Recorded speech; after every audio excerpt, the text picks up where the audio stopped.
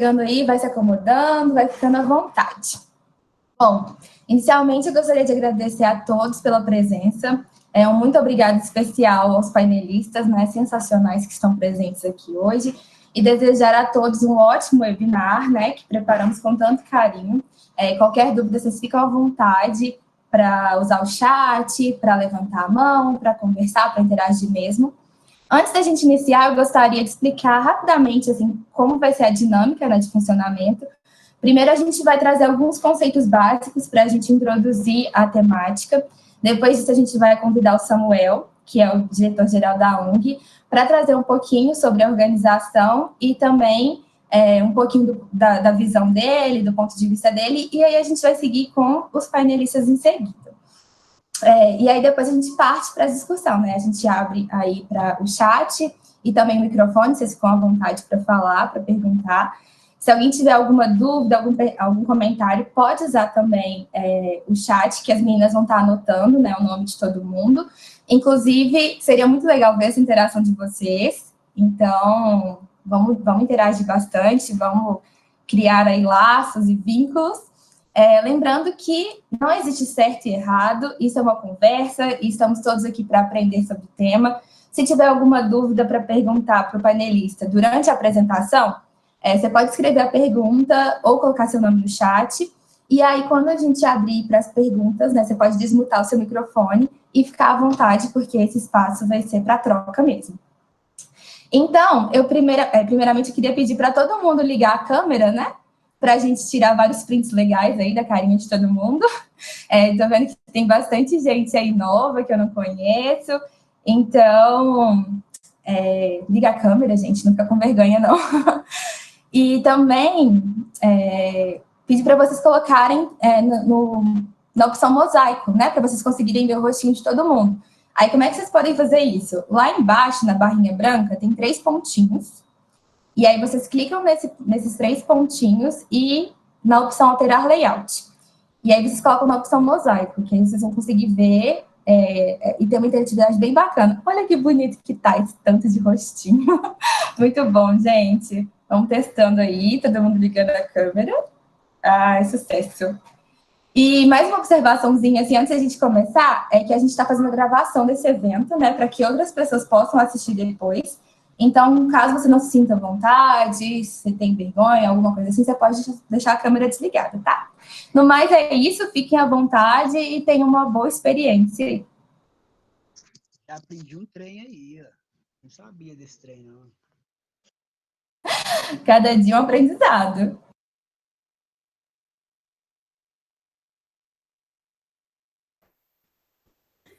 Boa noite, gente. Meu nome é Clara, eu sou trainee de projetos na Engenheiros Sem Fronteiras, no Clube BH, e junto com a Carla, eu vou ajudar a mediar esse webinar hoje. Então, em primeiro lugar, eu queria agradecer a presença de todos, falar que eu estou muito feliz de estar aqui e estou muito animada com essa conversa. Então, agora começando um pouco sobre o projeto Webinars Sem Fronteira, o Esfera Digital, é uma iniciativa da OSC Engenheiros Sem Fronteiras, no Clube BH, e tem como principal propósito a conexão e a aproximação entre a sociedade e a ONG. Ela vem, na verdade, da transformação de um projeto que já existe, que é a revista Esfera, que é produzida pela Diretoria de Comunicação, junto com todas as outras diretorias, e nesse momento a gente decidiu transcender ela para a Esfera Digital, que vai ser uma série de encontros como esse. A gente quer dar voz a temáticas e pessoas de impacto social, ambiental e cultural, que usam inovação, empreendedorismo, tecnologia, engenharia e criatividade como ferramenta de impacto. A gente já teve o primeiro, que foi sobre economia verde, foi um sucesso. Hoje a gente vai ter o segundo e a gente espera ter muitos pela frente. Pode passar, por favor. Obrigada. Esse webinar, ele ocorre, na verdade, em parceria com o movimento IYD, que é a sigla em inglês para Dia Internacional da Juventude, Brasil. Esse dia ele foi criado pela Assembleia Geral da ONU em 1999, como sendo o dia 12 de agosto, e ele tem o objetivo de celebrar o papel dos jovens para gerar mudanças e conscientizar sobre os desafios enfrentados pela juventude mundial. Como afirmou o ex-secretário-geral da ONU, Ban Ki-moon, e eu não sei se eu li muito certo, vocês são a primeira geração que pode acabar com a pobreza e a última que pode salvar o meio ambiente. E como a gente vive num mundo globalizado, é nosso papel se comunicar e trabalhar junto e realizar projetos que gerem mudanças. A cada ano, a ONU escolhe um tema para o Dia Mundial da Juventude. E para esse ano, 2020, o tema é Engajamento Jovem para Ação Global. E ele quer evidenciar a importância da atuação de jovens em instituições no nível local, nacional e global, além de discutir como aumentar a representação e engajamento desses jovens na política institucional. No Brasil, esse evento começou a acontecer no dia 5 de agosto e vai até hoje, que é dia 19. E esse tema ele foi escolhido em comemoração aos 75 anos da ONU e 10 anos restantes para alcançar as metas da Agenda 2030 para o Desenvolvimento Sustentável. E para quem não sabe, a Agenda 2030 ela foi pensada entre os anos de 2012 e 2015, coordenada pela ONU, mas com a ajuda de todas as esferas de diversas pessoas de todos os cantos do mundo, depois do êxito com os Objetivos do Desenvolvimento do Milênio, e ela resultou, entre outros, nos 17 ODS, que são os Objetivos do Desenvolvimento Sustentável. E o tema que a gente vai discutir hoje está diretamente relacionado com a ODS 13, que trata de ações contra a mudança global do clima. E é para discutir isso que hoje a gente chamou 5 jovens incríveis, com diferentes e complementares bagagens, para conversar sobre vulnerabilidade climática, a importância de alinhar essa temática nos projetos sociais e atuações de jovens nesses contextos.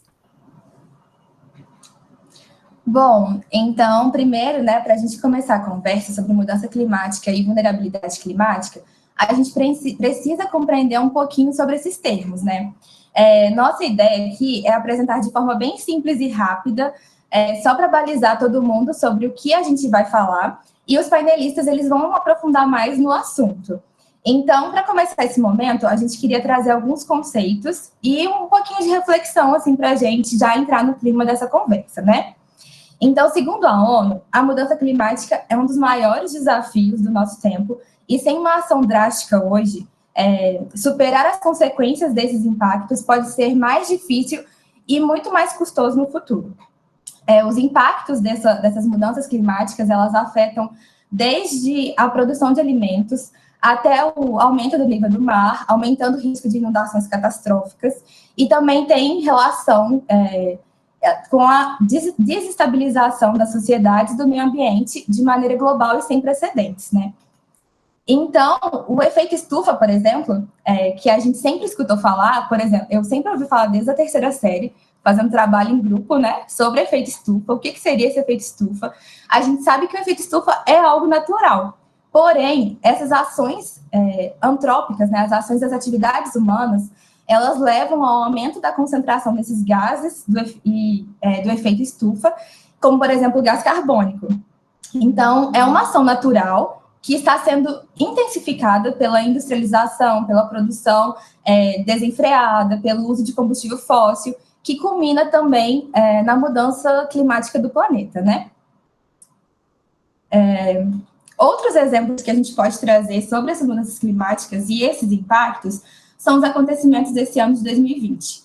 No começo do ano, a gente teve diversos casos de deslizamento, de alagamento, de enchente, vários danos causados pela chuva. A gente também teve os casos de queimada e de extrema seca que a gente está vivendo agora, né, nesse período. E também a gente está lidando, junto com tudo isso, com a Covid-19. E não somente com ela, né? Junto com tudo isso, também a gente tem nuvens de gafanhoto, vulcão entrando em erupção, a gente tem nuvem de poeira. Esses acontecimentos, eles não estão isolados, né? Parece até que é uma brincadeira e um meme de internet, mas são reflexos das nossas próprias ações. Então, a gente gostaria de destacar também que, em muitos casos, as pessoas que vão sentir ainda mais esses impactos são aquelas que já estão em situação de vulnerabilidade. Então, diante desse cenário crescente, né, dos eventos extremos relacionados à mudança do clima, a gente precisa conversar, sim, sobre esses impactos e de como eles afetam a sociedade. E, principalmente, refletir quem são os mais vulneráveis frente a essa crise. A mudança do clima, ela envolve variações no regime de chuva, de temperatura e, consequentemente, a intensificação das inundações, dos deslizamentos, das ondas de calor, das secas, da proliferação de vetores e de outros casos. E aí, para a gente trazer uma reflexão, a gente traz essa imagem aqui, essa imagem da Tereza Cristina no começo do ano. E aí, hoje a gente fez uma pesquisa sobre as notícias, né? Então, aqui a gente tem uma notícia de 27 de janeiro, que fala para a gente que após as chuvas e alagamentos, moradores da Tereza Cristina manifestam por limpeza. Então, os moradores, eles precisaram fazer alguns tipos de ação para conseguir ter uma atenção maior e conseguir ter aquela área cuidada, ser limpa, e entre essas questões, né? E aí a gente também encontrou uma outra notícia do dia 24 de abril, quase 3 meses após essas fortes chuvas, as obras ainda continuavam na Avenida Tereza Cristina. E se a gente passa lá até hoje, a gente vê que ainda tem resquícios dessa inundação e desses desastres. E nessa outra imagem, que a gente também traz aqui, é da Rua Marília de Dirceu, que fica em um outro ponto da cidade, né, num outro bairro. A gente sabe que tem essa diferença da classe social que está ali. E aí, as notícias que a gente encontra, né, quando a gente procura sobre o acontecido lá, que foi na mesma época, foi no começo do ano também, a gente vê que na mesma época, assim, em janeiro, logo após o acontecimento, as vias que foram impactadas pela chuva, elas começaram já a ser limpas. E uma notícia, assim, maior ainda, que foi no dia 1º de fevereiro, a Rua Marília de Dirceu, no Lourdes, é liberada 4 dias após a chuva. Então, assim, a gente quis trazer essa reflexão, porque a gente percebeu que na Tereza Cristina, por exemplo, 3 meses após o acontecido, a gente ainda via que estava em obra. E na Marília de Dirceu, 4 dias depois, a via já tinha sido liberada. Então, assim, por que tem essa discrepância, sabe? Por que a gente...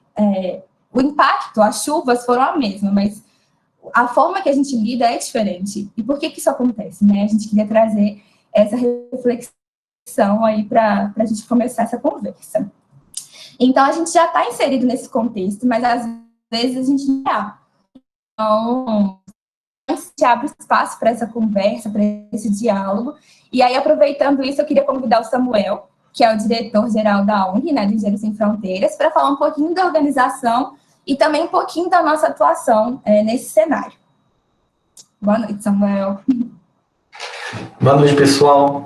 Primeiramente, é muito legal a gente estar aqui discutindo esse tema, que ele é extremamente importante, né? Ainda mais no contexto que a gente vive, que foi todo mundo supostamente pego de surpresa por uma doença, uma pandemia nesse ano, mas ela não foi totalmente surpresa, né? A ciência, quem estuda, quem já está por dentro disso, já há algum tempo vem alertando sobre esse tipo de coisa que pode vir a acontecer, assim como a questão climática. Não é de hoje que se fala de risco climático, de mudanças climáticas, mas ainda a gente, né, tem essa dificuldade, de modo geral, a sociedade de modo geral, a compreender esses alertas. Então já passou da hora da gente realmente estar aqui sentando e discutindo sobre isso e tentando encontrar uma forma de evitar que problemas como esse que a gente está passando hoje, em situação em decorrência da Covid, se tornem ainda piores em decorrência de outros problemas a nível global que estão por vir.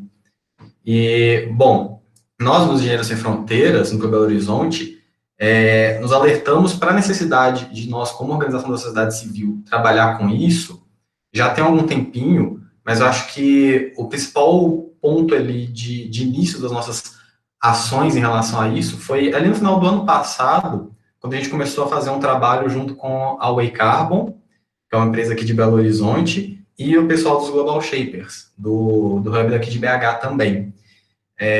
A Way, as meninas devem falar mais para frente, fez um trabalho magnífico de diagnóstico de vulnerabilidade climática aqui em BH, e eles apresentaram isso para a gente, nós vimos os dados que foram coletados nesse diagnóstico, e foi extremamente interessante toda a informação que eles pegaram.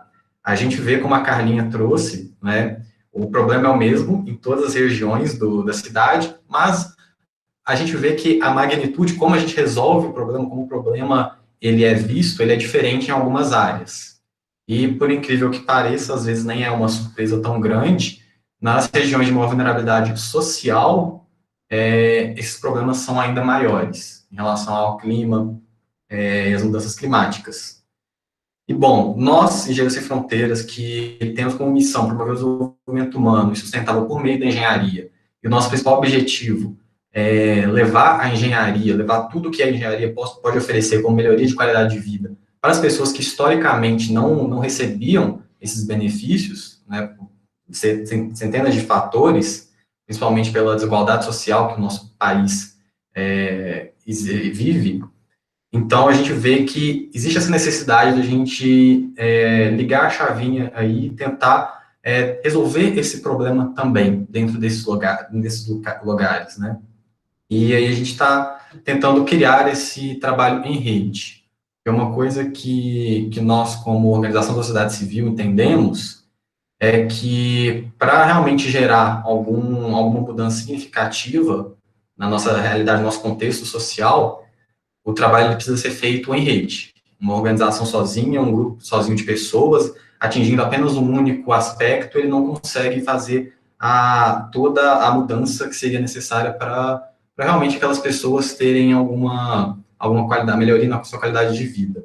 Para isso, vários grupos, várias entidades precisam estar ali conjuntas, cada um atuando dentro do seu aspecto, dentro daquilo que sabe fazer de melhor, mas todas com aquele mesmo ideal, que é de gerar uma sociedade mais igualitária, onde todos tenham realmente acesso a uma qualidade de vida melhor.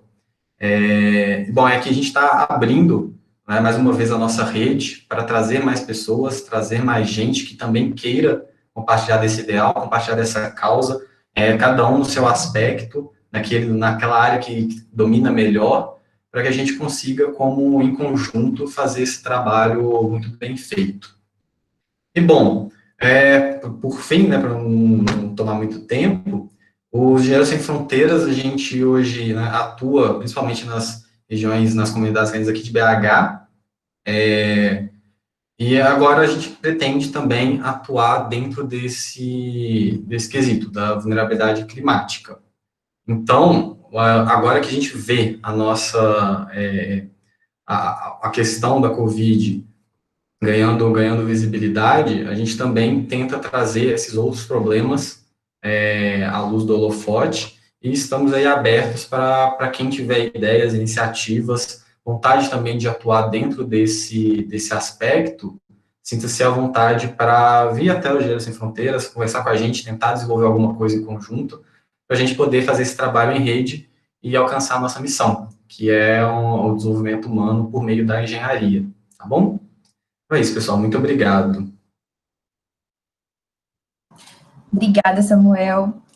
Agora, para a gente continuar, então, com a nossa conversa, né, eu queria convidar a engenheira ambiental e sanitarista, diretora de projetos do Engenheiros Sem Fronteiras no Clube BH e analista de sustentabilidade da Way Carbon, a Marina Lazzarini, a desmutar o seu microfone e trazer um pouquinho mais aqui do seu olhar mais atento sobre a atuação regional, o estudo de vulnerabilidade, enfim, fique à vontade, Marina. Muito obrigada. Obrigada a vocês. Pessoal, eu fiz uma mini apresentaçãozinha aqui para conseguir guiar a apresentação, então eu vou compartilhar e vocês me falam se vocês já estão vendo a tela.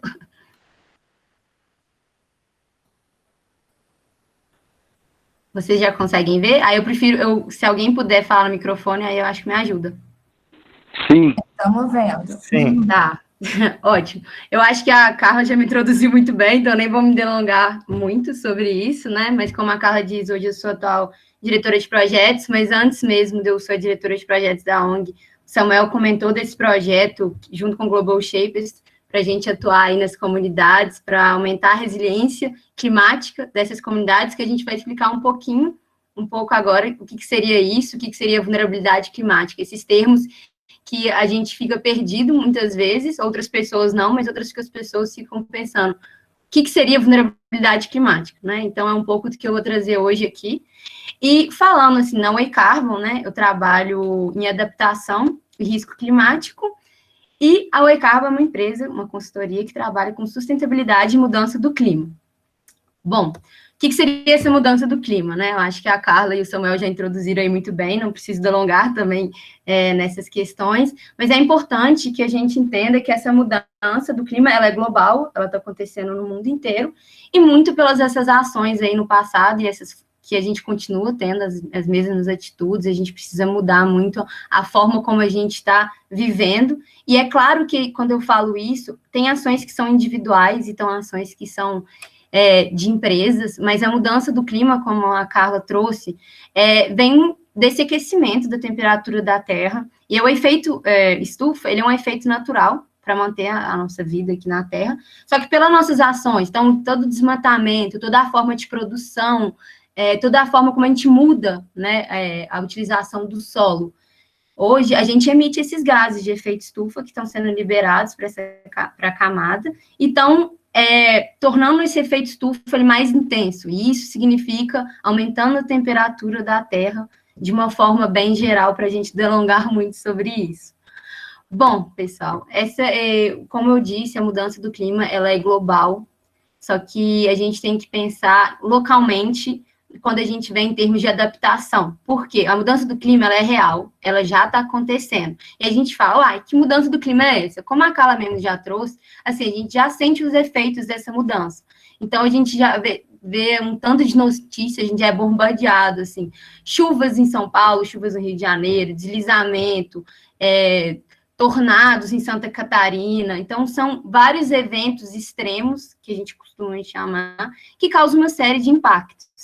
E aí, é muito importante a gente pensar, a mudança do clima ela é global, mas muitas vezes as pessoas que mais contribuem com essas emissões desses gases, que acabam aumentando a temperatura e acabam alterando todos esses balanços, né, causa um distúrbio aí, e acaba terando essas alterações climáticas que acabam trazendo esses eventos extremos, que tem esse tanto de informações aí na tela de vocês ruins.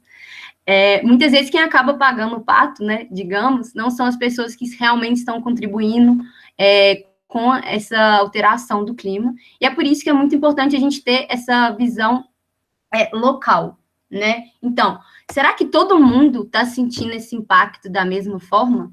Não, assim, já adiantando um pouco para vocês, a gente tem que pensar que a mudança do clima, ela vai afetar todo mundo, mas ela afeta desproporcionalmente. Para a gente fazer um exercício aqui junto também, não é só a Marina falando, para vocês conseguirem entender, que talvez eu vou fazer um monólogo, mas quem quiser também me responder, abrir o microfone, eu dou um tempinho aí para me responder, para eu não ficar falando aqui sozinha, e a Marina ficar bem doidinha aqui falando sozinha.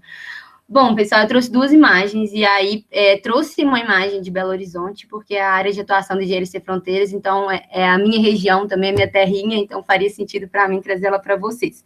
Mas acho que fica bem visual para todo mundo.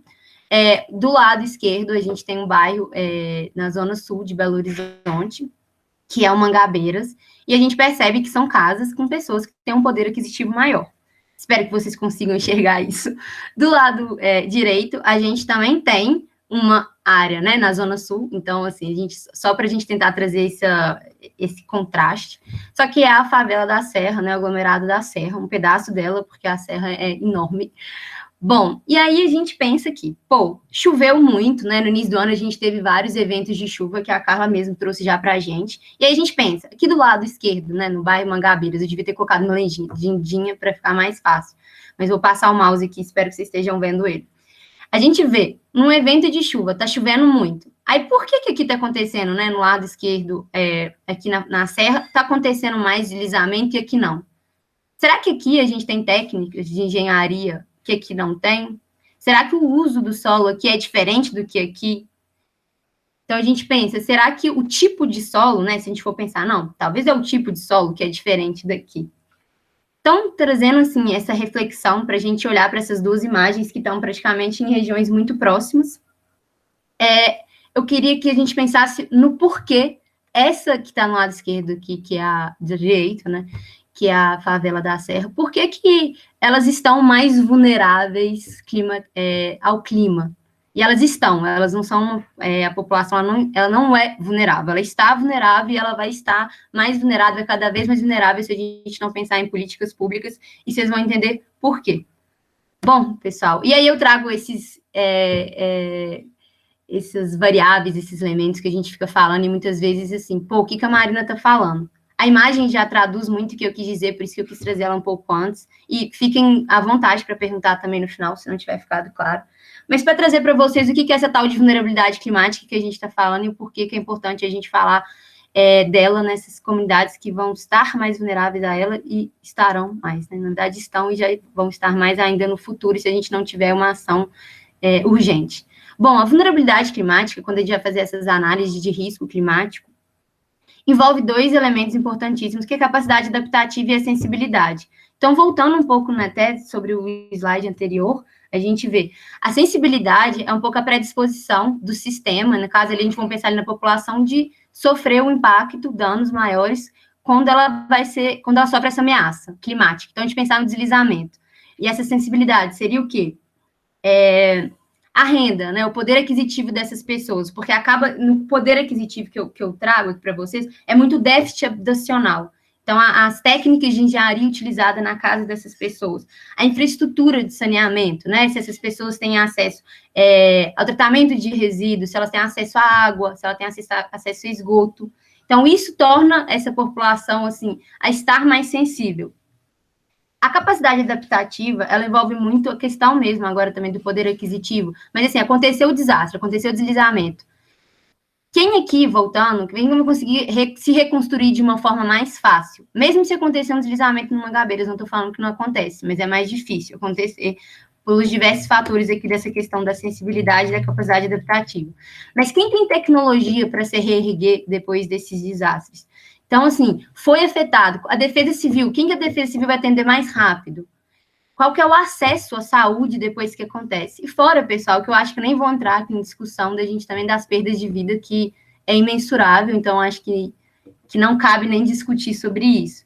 Caso tenha ficado em dúvida, eu falei no final, eu explico melhor, mas é só para a gente trazer um pouco dessa reflexão e por que falar de vulnerabilidade climática nas periferias.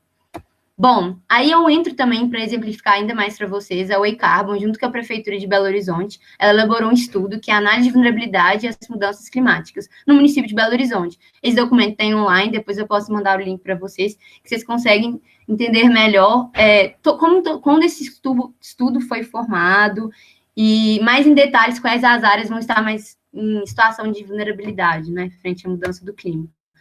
De uma forma, assim, só para exemplificar, eu trouxe um mapa que é de 2016, 2030, porque esse estudo foi em 2015, então ele traz uma visão como que a gente está hoje, digamos, e como que a gente vai estar em 2030.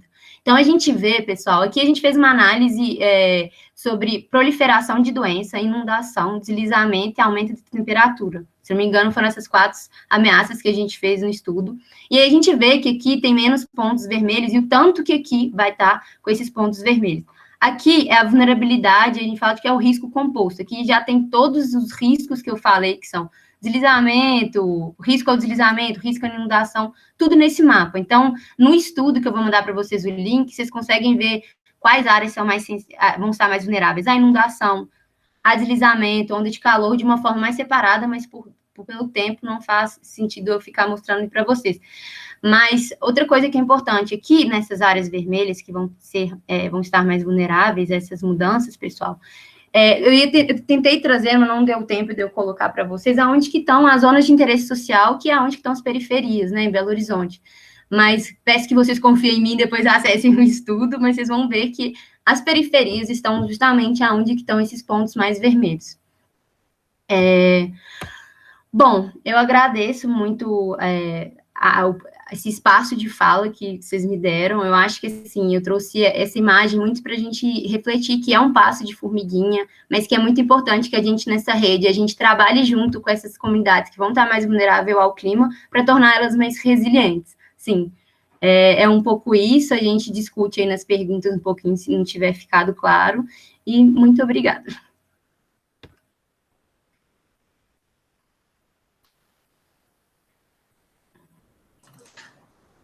Oi, Clara. Seu microfone tá mudo. Você tá falando? Desculpa, gente. Acontece. Eu fiquei muito hipnotizada pela apresentação da Marina, muito boa. Mas eu queria agora chamar a Isadora Bustala, que é arquiteta e urbanista e é mestranda no programa de pós-graduação em ambientes construídos e patrimônio, e vai contar para a gente um pouco da importância da pesquisa científica juntamente aos gestores públicos na área de mudanças do clima, e vai falar mais especificamente sobre vulnerabilidade climática e como comunicar isso nas comunidades. Oi, gente, boa noite. Espero que todos estejam bem. Agradecendo mais uma vez pelo convite, para mim é um prazer imenso estar aqui hoje nesse webinar, com tantas pessoas maravilhosas.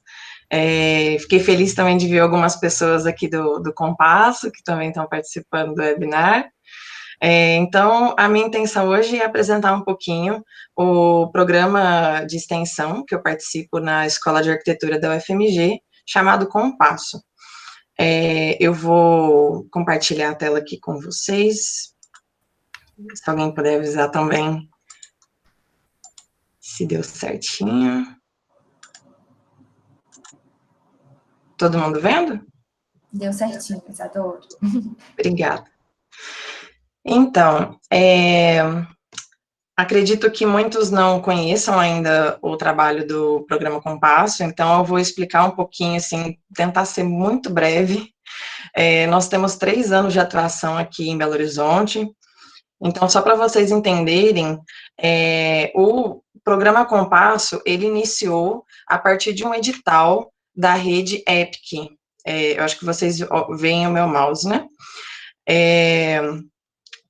Essa rede EPIC, ela é um programa norte-americano, iniciado pela Universidade de Oregon, e hoje é um programa internacionalizado, né? Antes era só nos Estados Unidos, e agora eles abriram, né, para outras cidades participarem, e esse programa estabelece a parceria entre a universidade e a municipalidade, de uma forma que a universidade seja parceira da prefeitura local, e a prefeitura indicando os problemas que ela gostaria que a universidade fosse parceira, né? Então, e ao mesmo tempo, esse programa oferece, um dos intuitos, né, desse programa, é oferecer uma educação para os alunos, né, da universidade, de uma forma que os alunos tenham contato com problemas reais, não só a atuação que a gente conhece, né, das universidades, que são muitas vezes projetos que a gente cria somente para disciplina, que não tem um objetivo muito específico, né? Então, em 2016, se eu não me engano, aí alguém pode me corrigir, a Ana Caetano está participando aqui, ela vai saber direitinho, mas em 2016 o EPIC abriu um edital para seleção de novas cidades, né, para participarem dessa rede, e Belo Horizonte se interessou através do Comitê Municipal sobre Mudanças Climáticas e Ecoeficiência. Então, eles entraram nesse edital para que a Prefeitura de Belo Horizonte pudesse participar dessa rede juntamente em parceria com a UFMG. Nessa época, a Way Carbon já tinha desenvolvido o estudo, tinha acabado de desenvolver o estudo de vulnerabilidade, então a proposta foi que, indicado pela prefeitura, né, que a UFMG, principalmente a Escola de Arquitetura, que o contato, né, do Comitê Municipal de Mudanças Climáticas era a professora Eleonora Saad de Assis, então ela é lá da arquitetura, e aí essa parceria iria acontecer nesse sentido. A gente trabalharia com o estudo de vulnerabilidade em relação às 10 áreas mais vulneráveis, né, os hotspots, para buscar soluções, desenvolver planos, estratégias de mitigação e adaptação para esses territórios. Belo Horizonte ganhou o edital e é a única cidade da América do Sul participando da rede EPIC. Então, como eu já falei, né, da professora Eleonora, em 2017, ela abriu uma disciplina na Escola de Arquitetura, envolvendo alunos da graduação e pós-graduação, e depois a gente conseguiu transformar essa disciplina para um programa de extensão, né, que cresce as oportunidades nossas de atuação, e o plano era esse, de atuar nos 10 hotspots de vulnerabilidade. Só que depois a gente viu que não ia dar, porque o trabalho que a gente gostaria de ter, né, com a comunidade, eu vou falar um pouquinho mais para frente, a gente não ia conseguir dar conta de atuar nas 10 áreas, então a gente acabou selecionando somente 2. Para criar uma identidade do programa em Belo Horizonte, a gente teve o apoio do curso de design da UFMG para criar a nossa logo e a nossa identidade visual. Então, eles criaram essa logo, que vocês estão vendo, juntamente com o nosso nome, né, que traduz muito a nossa identidade de trabalho, que é atuar em conjunto com a comunidade, né, de forma participativa e transversal, e juntos vamos caminhando, né, com cada passo vamos caminhando até a gente chegar no nosso objetivo, que são territórios mais adaptados às mudanças climáticas. Então, falando um pouquinho dos objetivos, né, o EPIC, a rede EPIC, trabalha com 3 grandes eixos, que são a educação, o planejamento e desenho urbano, e o monitoramento ambiental e gestão e educação. O Compasso atua nos 3 eixos, mas principalmente no eixo de educação e no eixo de planejamento e desenho urbano. O eixo de educação é muito voltado para treinamento de novos professores, né? Igual eu falei anteriormente, a gente participando do programa, a gente pode ter experiências reais, né? A gente pode pensar em problemas reais e buscar soluções. Isso com certeza traz um impacto gigante na nossa carreira. Posso falar por mim mesma, eu cresci muito participando do Compasso. E o planejamento e desenho urbano, né, que é onde a gente conversa em relação aos riscos, ao microclima local, os riscos associados, né, carga térmica, eventos extremos de chuva, poluição do ar, deslizamentos, enfim. Então, desde o começo, sim, esqueci. Então, aqui a Marina já trouxe para a gente, né, o mapa da Way Carbon. A gente pegou o estudo da Way Carbon e estudamos ele para ver como a gente poderia atuar. E aí a gente determinou 2 áreas para estar atuando. Aqui eu selecionei o conjunto Paulo VI, que fica na região nordeste de Belo Horizonte, e aqui, eu deveria ter colocado aqui, mas tudo bem, aqui é o conjunto Confisco, na região da Pampulha. E aí, aqui eu trago a tabela, né, desse mesmo estudo da Way Carbon, onde eles fazem o cenário, igual a Marina falou, de 2016 e 2030, né, para ver como essas cidades irão evoluir no quesito de vulnerabilidade climática, né, caso nada fosse feito, em comparação ao cenário de 2016. E aqui a gente encontra que o conjunto Paulo VI, em 2016, ele não está no hotspot, nos 10 hotspots, mas em 2030 ele se torna um hotspot. Então, a gente identificou como um território possível de ser trabalhado, né, e buscar soluções de adaptação para que o conjunto Paulo VI não subisse no ranking igual foi previsto, né. Então, aqui, falando um pouquinho do território de atuação, esse é o conjunto Paulo VI, eu não sei quem conhece, né, quem já ouviu falar, ele fica na região nordeste, e segundo estudos da Way Carbon, as principais vulnerabilidades identificadas foram deslizamentos de terra e ondas de calor. E em 2030, o Paulo VI teria o aumento da vulnerabilidade de dengue e inundação. Então, a gente observa o território, que ele é bem diverso, né, tem uma parte que é urbanizada, tem uma outra parte que a gente tem ocupações, então a gente fez um trabalho de estudar esse território, de entender as diversidades desse território, né, para que a gente pudesse compreender como atuar, né. Aqui eu coloquei só algumas fotos para exemplificar alguns trabalhos que a gente fez junto com a comunidade. Aqui foi a nossa primeira reunião, a gente primeiramente teve a parceria da creche, do Conjunto Paulo VI, desculpa. E depois dessa primeira reunião, a gente pôde atuar com várias outras reuniões, workshops, rodas de conversa. Aqui eu até coloquei um convite que a gente fez, se eu não me engano, em 2017, chamando, né, o pessoal da comunidade para conversar sobre as propostas que a gente estava pensando, né, para o território e qual era a contrapartida deles, né? Já falando um pouquinho de exemplos e alguns resultados, a gente identificou como é rico esse processo participativo, né?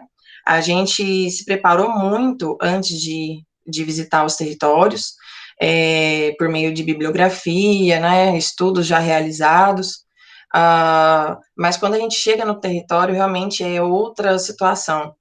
E a gente se preparou muito nesse sentido de evitar por completo a atitude tecnicista, né? Nós que somos técnicos, temos a tendência de chegar num determinado local e falar, olha, é assim, assim é o certo, então vai ser feito desse jeito. E desde o início a professora Eleonora conversou muito com a gente em relação a isso, que nós não somos técnicos, na verdade, nós sermos técnicos não faz com que nós sejamos mais do que a comunidade, né? E a gente vivenciou isso em todas as visitas que a gente fez, como as pessoas têm noção do que elas vivem, né? Inclusive, abrindo um parênteses, tem uma ocupação que é próxima ali do Paulo VI, que uma vez a gente fez uma reunião abrangendo também esse pessoal da ocupação, né, que estava fora ali do nosso território, mas a gente também queria ouvir o que eles tinham a dizer. E a pessoa, né, que estava ali falando com a gente, ela deu um show do que é mudanças climáticas, do que é vulnerabilidade, sabe? E ela, isso me marcou muito na época, porque ela falava pra gente, né, olha, a gente sabe que a gente vive numa área que é área verde, que é área que não tem esgoto, né? Teoricamente não era pra gente estar lá, mas a gente está porque a gente não tem outro lugar, né? Então a gente tem que ver uma forma, né, de tentar minimizar os impactos e tentar melhorar a vida de todo mundo. Então, isso para mim foi uma lição, sabe? De como a gente realmente tem que ser muito humilde para, nesse momento de estar na comunidade, estar realmente de coração aberto, de ouvidos abertos e atentos, para que a gente possa realmente ser instrumento e não ser o técnico que vai falar o que vai ser feito ou não. Enfim, aqui eu trouxe também a imagem do Conjunto Confisco, que fica na Regional Pampulha. Aqui, o Conjunto Confisco, ele não se encontra naquela tabelinha dos hotspots, porém, a gente viu uma oportunidade de atuação quando a gente estava determinando os territórios que a gente ia atuar. O ICLEI, América do Sul, também estava com um projeto do Interact Bill de atuar na região metropolitana de Belo Horizonte. Então, a gente percebeu que se a gente unisse forças, né, com outros projetos que já estavam em andamento dentro da prefeitura, as nossas propostas teriam mais sinergia, teriam mais força para ir adiante. Então, a gente escolheu o confisco, e uma das questões que são bem complicadas no confisco é porque ele fica na divisa de Belo Horizonte com Contagem. Então, aqui a gente tem demarcado o território do lado de Belo Horizonte, e para cá ainda é Conjunto Confisco, mas teoricamente, né, é da parte de Contagem. Aqui a gente, atualmente, né, a gente está desenvolvendo várias pesquisas de análise do clima do confisco, que vocês podem observar que tem pouquíssima arborização nas vias, então tem um clima muito seco, um microclima muito seco, apesar de ter, né, uma grande área verde aqui. Então, atualmente a gente está atuando mais no Conjunto Confisco, e aí eu já gostaria de engatar no próximo item, que seriam alguns produtos do compasso, né, que a gente está conseguindo desenvolver. Um dos produtos que a gente pôde desenvolver através do Compasso é o projeto Escolas Solares, que ele tem o objetivo de melhorar a eficiência energética, né, em escolas municipais. A gente começou o nosso estudo no bairro Novo Arão Reis, que também é região norte de Belo Horizonte, que também é uma região vulnerável, tanto socialmente como climaticamente, e atualmente é um projeto que ganhou impulsionamento pelo ICLEI, então ele está dando aí vários resultados, e a gente fica muito feliz de ver, né, isso acontecendo. Tem alguns resultados também em relação às nossas pesquisas, né? Nós somos 6 mestrandos dentro do Compasso, e cada um dentro da sua vontade, né, do seu anseio de pesquisa, pôde encontrar algo para pesquisar mais a fundo, né? Então, aqui, só para vocês terem uma noção do que a gente está trabalhando, né? Cada um de nós, basicamente, está trabalhando com mudanças climáticas e vegetação, águas urbanas, infraestrutura verde, a condição de gênero, né? Como o gênero está ligado com as mudanças climáticas e processos participativos. Então, daqui a pouco tempo a gente vai ter aí novas dissertações, novos artigos publicados, e com certeza mais base científica para a prefeitura poder levar adiante seus projetos, né? E atualmente tem algumas mestrandas que estão atuando diretamente no Confisco, realizando grupos de conversa, grupos de projetos sobre águas urbanas e vegetação. Então, o nosso trabalho é muito amplo, eu acho que eu até estourei o tempo, mas tentei ser breve, mais breve possível, para falar um pouquinho do que é o Compasso. Então, eu fico à disposição de vocês, se quiserem conversar sobre o Compasso, se ficou alguma dúvida, eu estou à disposição, e agradeço novamente a paciência, a atenção e o convite. Muito obrigada. Obrigada, Isadora.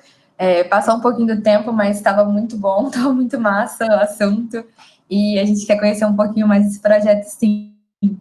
E aproveitando, então, o gancho, né, eu queria convidar, então, a Natália D'Alessandro. Ela é engenharia ambiental, desculpa, gente, ela é engenheira ambiental, ela é mestre em planejamento e gestão de recursos naturais, e também consultora de sustentabilidade da Global Shapers. E a gente pede ela aqui para contar para a gente um pouquinho mais sobre essa atuação global e também em rede. Seja bem-vinda, Natália. Obrigada, Carla. Primeiro, eu queria parabenizar vocês por trazer esse tema, que é realmente muito relevante e ainda falta ser incluído em muitas discussões, em muitos âmbitos. Então, é realmente muito bom ter essa iniciativa de trazer o tema da crise climática, e ainda mais com esse olhar sobre as áreas mais vulneráveis, né, que é o principal desafio que a gente tem hoje. Como a gente territorializa, né, e foi ótimo que a Isadora trouxe bastante esse exemplo prático, né, de como ter esse olhar muito local sobre uma questão global, e principalmente no âmbito da engenharia, enfim, nesse meio ainda falta muito se falar nisso, sobre tanto ponto de vista técnico, social, econômico, enfim, para todos os lugares. Bom, eu já fiz parte do Engenheiros Sem Fronteiras, trabalho na Way Carbon, mas hoje eu quero trazer um pouco essa perspectiva do Global Shapers, que, enfim, não sei se vocês conhecem, é uma rede, é uma comunidade formada por jovens que atuam em diferentes áreas de impacto. Então, tem gente que atua desde, sei lá, na parte de dança até política, engenharia, educação. A Amandinha, que vai falar agora, depois de mim, também faz parte. Mas é uma rede ligada ao Fórum Econômico Mundial, que é essa instituição global, sem fins lucrativos, tem como objetivo trazer questões urgentes, globais, e que afetam não só, né, a economia do futuro, mas toda a organização da sociedade global. E eles reconhecendo também as limitações de atuarem só com os gestores públicos, os poderosos, os donos das empresas, criaram essa rede, Global Shapers, para tentar fazer exatamente isso que eu estava falando de territorializar, né? Então, como a gente consegue discutir as grandes questões globais, mas de uma maneira local e envolvendo quem são os mais afetados, né, de certa forma, por essas transformações mundiais, que são os jovens. Então, é uma rede que está presente em mais de 150 países, tem mais de 400 hubs ficam na cidade, então, um pouco parecido com o Engenheiros Sem Fronteiras, tem os núcleos, mas a ideia é trazer, então, essas grandes questões globais, que, enfim, uma das principais que vem sido discutidas é a crise climática. Então, existe um relatório global de riscos que o Fórum Econômico Mundial lança todos os anos, em que, a partir de uma extensa consulta, enfim, análise, eles elencam quais são os maiores riscos globais. E a crise climática vem aparecendo como o principal, o número 1, nos últimos anos. E com isso, essa agenda, né, a questão climática vem sido cada vez mais trabalhada dentro do Global Shapers. Então, grupos temáticos relacionados à sustentabilidade, a gente criou o Green Shapers, que é um grupo que reúne pessoas que trabalham com o âmbito da sustentabilidade, com mudança do clima, enfim, vários assuntos de diferentes hubs do Brasil, e estimula essa troca de conhecimento. Então, é muito importante a gente levar essa agenda para fora das bolhas onde ela normalmente fica, né? Trazer também para quem trabalha com questões de impacto social, né? Educação, enfim, inclusão, equidade, tudo isso está interrelacionado com a crise climática. E é um desafio também colocar esse tema para discussão, porque acaba não sendo tão palpável no dia a dia das pessoas, acaba parecendo algo muito distante. Então, a gente tenta trazer isso para uma perspectiva mais real, né?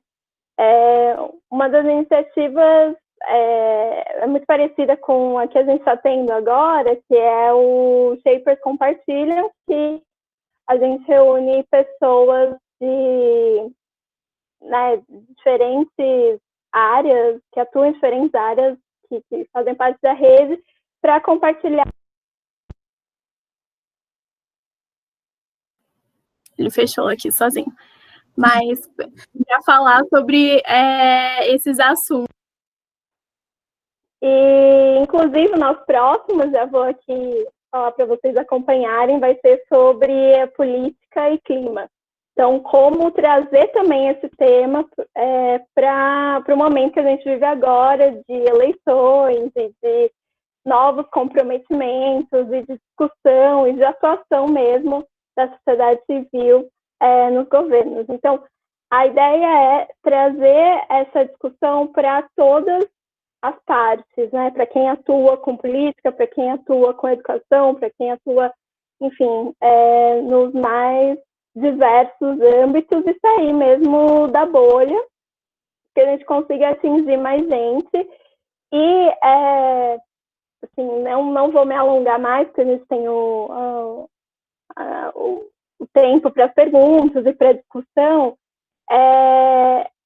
Só queria dizer que é muito difícil, assim, a gente não tem as respostas, né? A gente não vai ter as respostas tão fácil. Então, trazer isso para a discussão e ouvir as pessoas, como a Isadora falou, de levar, porque as comunidades, as pessoas que sentem aqui, elas sabem muito mais do que a gente está aqui, né, atrás do computador e tal. Isso é muito necessário. E é importante a gente também entender que a gente não tem essas respostas e a gente só vai conseguir ter essas soluções, se a gente atuar em conjunto, em rede e de maneira cooperativa, né? E quem sabe fazer mais isso e quem tem essa dever/responsabilidade maior somos nós, né? Os jovens que estão atuando nesses diferentes âmbitos. Então, só trazendo aqui uma perspectiva geral, depois a gente pode falar um pouco mais sobre a atuação do Global Shapers, outras atuações, como funciona a parte de políticas públicas, e também essa nossa importância de acompanhar as políticas públicas, entender, né, quem são os governantes, quem a gente está votando, será que isso está indo para a discussão? Enfim, quais são os projetos de lei, o que está acontecendo? Esse é um momento de transformação muito grande, o que traz uma oportunidade gigante, né, para a gente colocar isso em pauta e realmente priorizar o que deve ser priorizado, mas também algumas ameaças e algumas disputas de poder, né? Então, temos que nos fortalecer aí. Mas, enfim, já vou encerrando, vamos para depois discutir mais nas perguntas e nas interações. Muito obrigada, Natália, foi ótimo, e depois a gente vai certamente querer saber mais, sim. E agora a gente queria chamar a nossa última convidada, a Amanda Costa, que é graduada em Relações Internacionais, é empreendedora do Perifa Connection e colunista da agência Jovem de Notícias, para compartilhar um pouco com a gente sobre sua vivência e também o olhar da juventude periférica atuando em projetos para a justiça climática. Oi, gente, boa noite. Antes de começar a transbordar o que eu preparei para vocês, eu quero agradecer esse convite e dizer que eu me sinto muito honrada. E Bia, você é uma maravilhosa. Obrigada por esse convite. Linda. Eu acho, antes de entrar no assunto de fato, eu acho muito chique essa galera de empresa que faz PowerPoint, traz slides. Gente, eterna admiração por vocês. Eu fiz um mapa mental aqui, coloquei vários pensamentos, várias informações.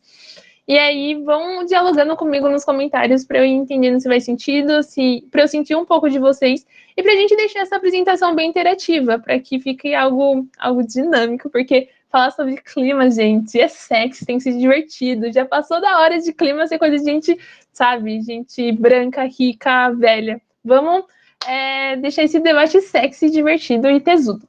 Eu separei a minha fala em 5 tempos. O primeiro, eu vou dar uma visão geral sobre mudança do clima, mas as meninas já arrasaram, então vou passar bem rapidinho.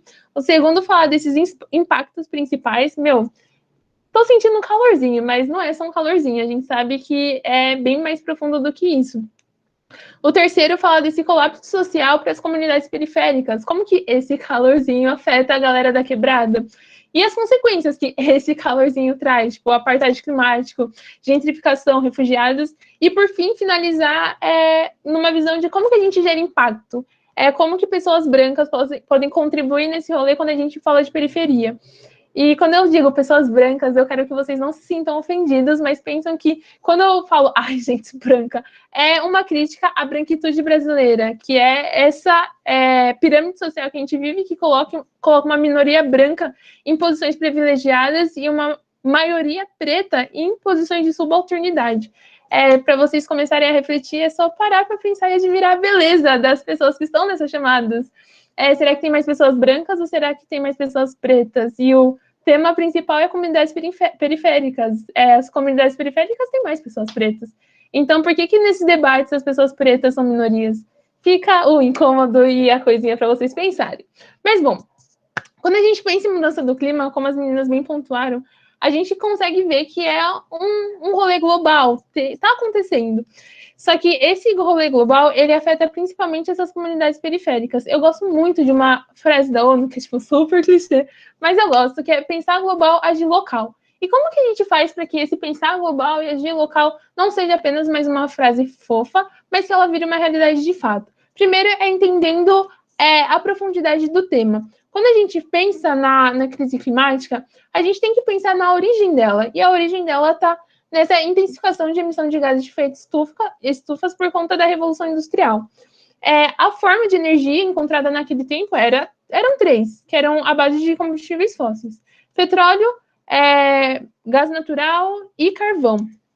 Só que, galera, pensem comigo, a gente está vivendo um momento histórico. E não é apenas por conta do coronga. A gente está vivendo um momento histórico porque a gente está numa transição planetária. A gente está saindo da Revolução Industrial e a gente está partindo para a Revolução Digital. Muitas das coisas que a gente necessitava estar presencialmente, agora a gente troca ideias, tipo, online.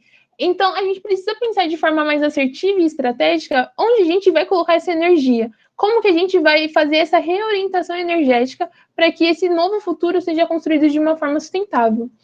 E aí, quando a gente pensa nesses impactos das crises climáticas, como a Mari bem pontuou, os principais são ondas de calor pelo mundo, secas, incêndios, ciclones devastadores e simultâneos, chuvas, enchentes e mais de 1 milhão de espécies em risco de extinção. O nosso planeta, ele arrasa na biodiversidade, ele é muito biodiverso, mas ele também é muito sensível. Então, essas mudanças, esse calorzinho que a gente sente, ele é muito mais do que um calorzinho, ele está matando a nossa biodiversidade.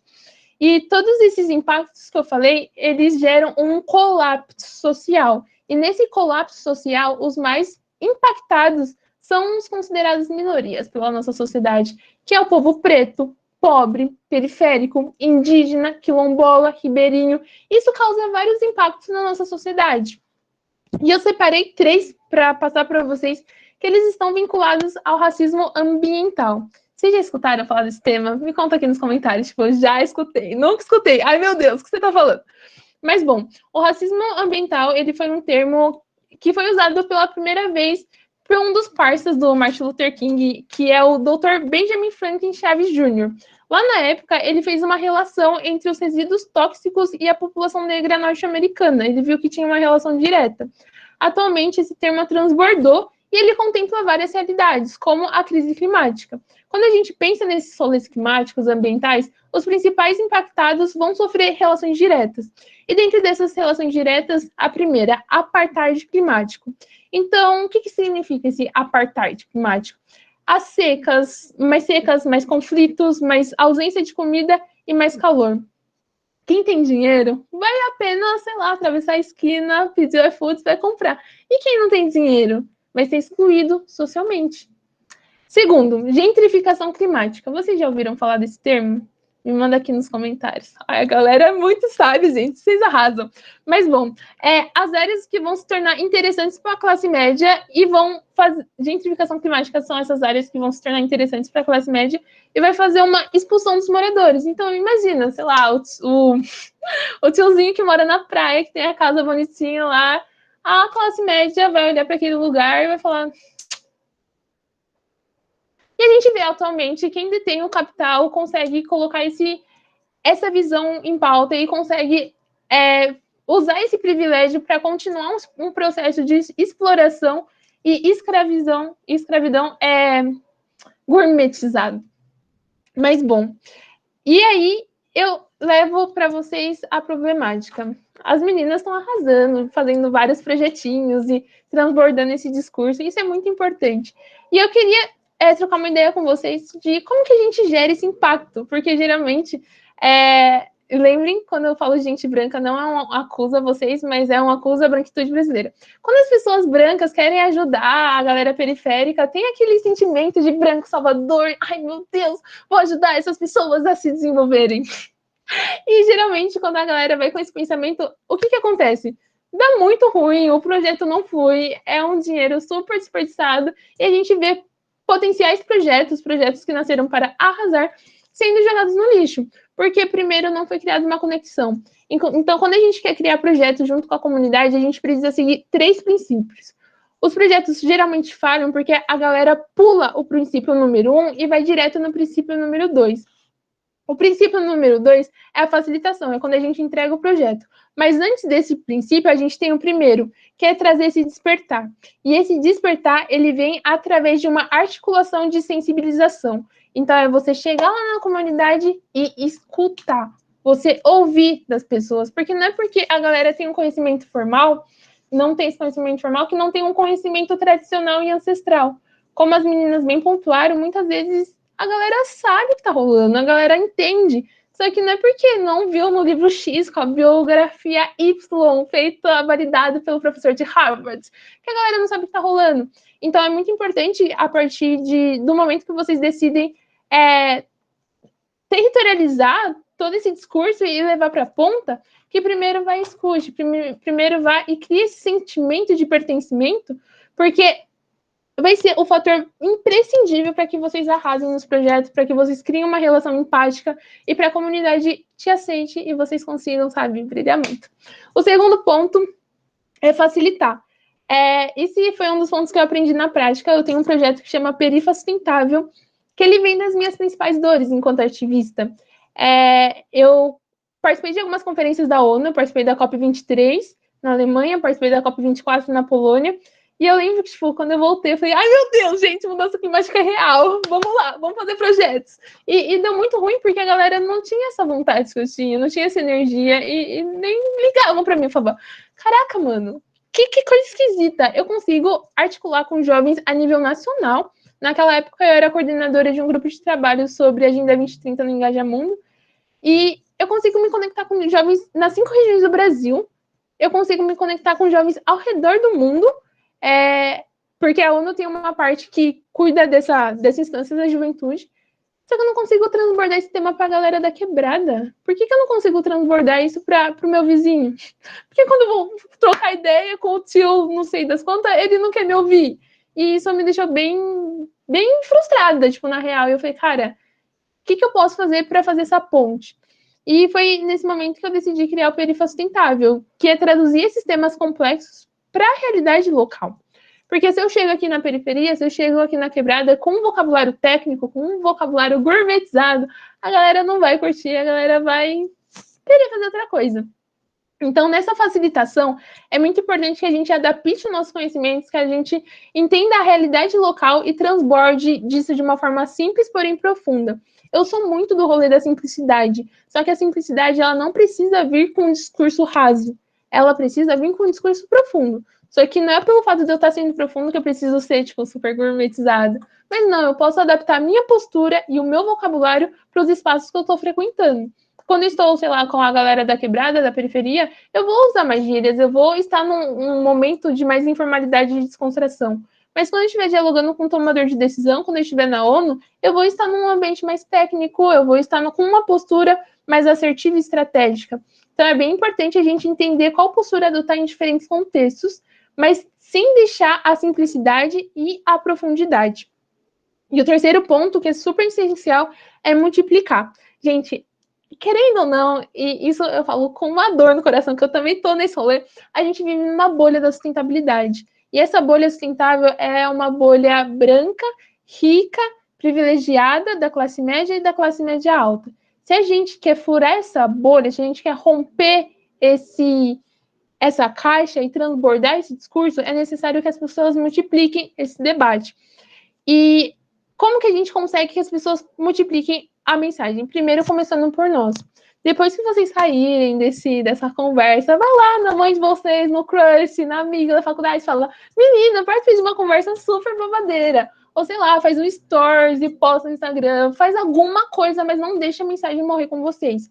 Porque o que acontece muitas vezes, principalmente dentro da cultura brasileira? A galera gosta de estudar, a galera gosta de aprender, mas a galera geralmente não se sente capaz ou não se sente segura para transbordar esse conhecimento. Tipo, eu imagino falar sobre mudanças climáticas com os engenheiros, tipo, quem sou eu? Imagina, qualquer pessoa pode transbordar o conhecimento a partir do lugar de fala. Se vocês não conhecem essa expressão, eu aconselho que vocês deem um Google depois, tipo, o que é lugar de fala. E cada pessoa pode externalizar o seu conhecimento falando das suas vivências e das suas experiências e trazendo para o mundo de uma forma mais prática. Eu, enquanto mulher preta da periferia, eu posso falar e eu tenho autoridade para falar das minhas vivências a partir desse lugar. Eu não tenho autoridade para falar das coisas técnicas e fazer um slide super bonito, porque não é o meu rolê. Mas eu posso falar de experiências práticas e conhecimento empírico associado com uma capacitação teórica, que é o que eu venho fazendo todos os dias, estudando e, sei lá, me apaixonando cada vez mais por esses temas. Então, fazendo uma recapitulação, primeiro, articular, sensibilizar, entrar numa comunidade para escutar, entender a vivência do outro, antes de você, sei lá, apresentar o seu projeto babadeiro de trilhões de reais. Segundo, facilitar. Você entender a experiência do outro, agregar a sua, entender como que esses sonhos vão dar match. Então, é muito rolê de você perguntar, tipo, como que você vê os desafios da sua comunidade? Olha, eu tô com esse projeto, como que você acha que você pode agregar valor para mim e como que eu posso agregar valor para você? Então, é o match das duas pontas. E o terceiro é multiplicar. E essa multiplicação começa por nós, a gente transbordando o conhecimento e depois, quando a gente estiver num lugar de fala, a gente fazendo as pessoas que estão ouvindo transbordar esse conhecimento também. Porque tudo que a gente aprende e não aplica, tudo que a gente aprende e não transborda, vira obesidade mental. E da mesma forma que a obesidade física é ruim em porcentagem de saúde, falando do nosso corpo, a obesidade mental ela é ruim porque ela impede que a gente alcance outros lugares, que a gente internalize outras verdades. Ai, gente, e para finalizar, eu queria eu escrevi um ponto que está escrito assim, ó, como ajudar, tipo, o que eu posso fazer a partir disso, coisas práticas que eu posso adotar a partir de agora. O primeiro, ser um engenheiro de pontes. É, tipo, meio subjetivo, gente, mas é um texto que eu li, eu posso mandar para vocês. Esse texto mudou minha vida. Ser um engenheiro de pontes. Então, você vai conectar os dois mundos. A forma que eu encontrei para eu ser uma engenheira de pontes é transitar entre os ambientes. Estar numa conferência da ONU, mas, ao mesmo tempo, pegar esses conhecimentos técnicos e levar aqui para a comunidade, levar aqui para a quebrada. Porque quando a gente fala de crises climáticas, os mais impactados não vai ser o Pérez maravilhoso lá na conferência falando chique. Não, vai ser a galera preta, pobre, que está aqui do lado da minha casa. Então, se eu não juntar esses dois mundos, a desigualdade social vai ampliar e vai acontecer a apartheid climático, gentrificação e mais refugiados. Segundo, designer de comunidades. É você projetar e você facilitar. É você entender como transitar entre esses mundos e, a partir de então, criar uma realidade prática para que outras pessoas possam se sentir confortáveis nesses ambientes também. O que acontece que, muitas vezes, pessoas pretas não frequentam esses espaços, não frequentam esses debates, é porque elas não se sentem confortáveis no meio desse, sei lá, não sentem aquele match, sabe? Não dá o feeling, e aí elas não vão. Então, uma das coisas que vocês podem fazer é ser esse designer de comunidades e projetar e facilitar um ambiente seguro para que a galera se sinta confortável de estar nesse espaço. Porque talvez a galera periférica não tenha um conhecimento formal, não tenha um conhecimento técnico, mas tem um conhecimento tradicional, tem um conhecimento de vivências e práticas que é tão valioso quanto a parte teórica. E o último que eu trouxe para vocês é você ser um mestre aprendiz, que é você ter a habilidade e a sensibilidade de aprender, de ensinar e refletir durante esse processo, para você entender qual é o seu momento de ouvir, qual é o seu momento de ensinar, e durante tudo isso fazer a reflexão individual para pensar qual postura assumir em determinado espaço. Quando a gente para pensar de uma forma mais pragmática, apenas 11% da população brasileira entende o que é a Agenda 2030. E quando a gente vai pensar nesse novo mundo, tipo, o novo normal, quando a gente vai pensar nesse novo mundo, a gente tem que entender se a gente está falando sobre isso, se a gente está falando sobre crise climática, se a gente está falando sobre a Agenda 2030, isso quer dizer que a gente faz parte dessas pessoas que têm a oportunidade de construir de forma intencional o que a gente quer viver. Então, passa a ser a nossa responsabilidade não fazer com que isso fique restrito numa bolha, mas que a gente pegue essa bolha e rompa e espalhe a mensagem da crise climática, dos ODS, para que mais pessoas possam entender a profundidade desses temas e se engajarem, não porque a gente está chamando, mas porque essas pessoas sentiram um chamado individual. Obrigada, gente. Gente, eu tô assim, sem palavras. Muito incrível tudo isso que está acontecendo aqui, tudo que vocês trouxeram, toda essa troca. E eu fico assim, me sinto muito privilegiada de ser jovem na mesma geração que vocês, porque Cara, vocês são incríveis, assim, e eu saio daqui ainda mais esperançosa que a gente possa fazer mais coisas, que a gente possa realmente ser a mudança, né? Então, agora a gente vai começar com as perguntas. A gente vai abrir aqui para quem quiser, pode desmutar o microfone, pode mandar no chat também. A gente teve uma pergunta no chat, que foi da Lorena Lopes.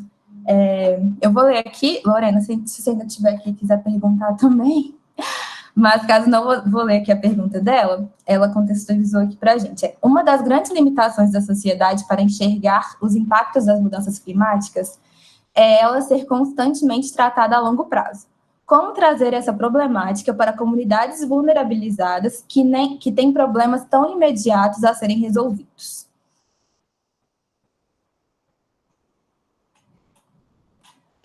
Desculpa, eu estava nos comentários, perdi a pergunta.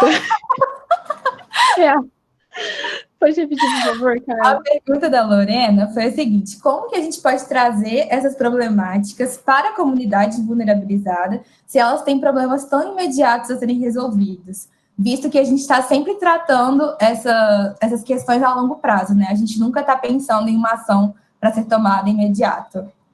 Boa. Eu vou falar um pouquinho da minha perspectiva, mas eu também quero convidar as meninas a transbordarem, que eu sei que fizeram um projeto babadeiro com o Global Shapers. Mas eu acredito que o primeiro ponto é a gente não desconectar o debate da crise climática com as outras questões. Porque muitas vezes o que eu vi, falando do meu lugar de fala, da minha experiência, tipo, você vai falar sobre crise climática, um corpo preto tomba a cada 23 minutos, ou tipo, olha esse esgoto aqui, você vai falar de crise climática? Gente, a gente precisa conseguir transbordar, falar sobre crise climática, e não é mais só mudança climática, né? Porque mudança já foi muito tempo, agora é crise. Falar sobre crise climática é falar sobre vida. Olhar para toda essa interseccionalidade, intergeracionalidade da crise climática, a gente olhar para todas as questões. Então, o desafio principal passa a ser externalizar, mostrar como que a crise climática se complementa com as soluções para essas outras questões. Como que eu posso olhar para um desenvolvimento sustentável? Como que eu posso olhar para uma economia circular? Como que eu posso olhar para essas outras questões e conectar com o problema que a galera está vendo? O que acontece geralmente? A galera não vê a crise climática, não é tipo, ai, crise climática, você chegou. Não, porque a crise climática ela ainda não estourou, ela está acontecendo e ela está crescendo de forma exponencial, mas ela ainda não estourou. Quando a crise climática estourar de fato, as coisas vão ficar esquisitas e complicadas. Então, eu acredito que o nosso papel principal é mostrar como que essa crise ela está conectada com essas outras questões para que ela não estoure e não fique esquisita totalmente. Mas falar de clima é falar sobre vida. E passa a ser a nossa responsabilidade traduzir esse discurso. O que eu faço diariamente para mim mesma é deixar o meu discurso o mais simples possível. E um exercício bem prático para que você consiga fazer essa ponte, eu vou te dar uma lição de caso, quem quiser aprender a simplificar o discurso. Explica o que é crise climática para sua avó e explica o que é crise climática para o seu priminho de 7 anos. Quando os dois entenderem, você conseguiu falar o que é crise climática. Se seu priminho não entendeu, é que o seu discurso ainda está complexo. Se a sua avó ainda não entendeu, é que tem que facilitar um pouco mais. Quando você conseguir explicar para esses dois seres, você vai conseguir explicar para qualquer pessoa, para qualquer comunidade, para qualquer grupo social. Muito bom. O Júlio, você queria comentar alguma coisa? Você levantou o dedinho? Pode ficar à vontade. Então, desculpa, eu deveria ter tossido com o microfone fechado, né? Mancada aqui. Mas, enfim, gente, boa noite. É um prazer enorme estar participando, né? Eu queria só aproveitar esse momento, né, para dizer que o Samuel, logo no começo, falou uma coisa muito interessante. O problema é geral, é o mesmo, só que a solução não é a mesma, né? E muito menos chega no mesmo instante, na mesma proporção que deveria, né? Essa questão já tem um dificultador.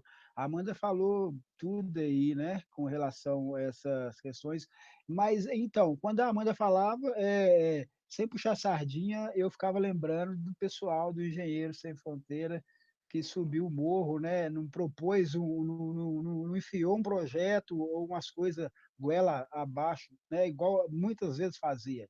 Antigamente, né, hoje essa bolha está sendo furada, mas antigamente a galera, principalmente das universidades, vinha e fazia os moradores de rato de laboratório mesmo, saía. Eu lembro, eu não esqueço, né? Não sei se tem alguém aí que faz parte, mas é pessoal aqueles famosão lá dos Estados Unidos, MIT, como é que fala?